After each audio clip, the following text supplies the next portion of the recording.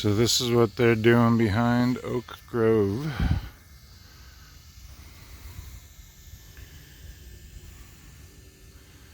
There's that cul-de-sac where it ends, and they started doing construction.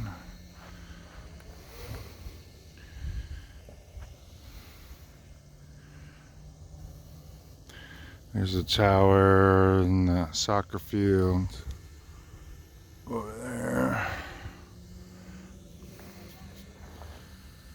And this place is even better than the Publix.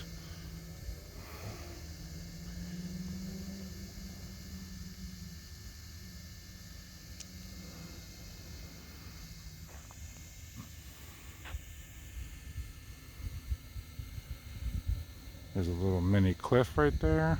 It's crazy.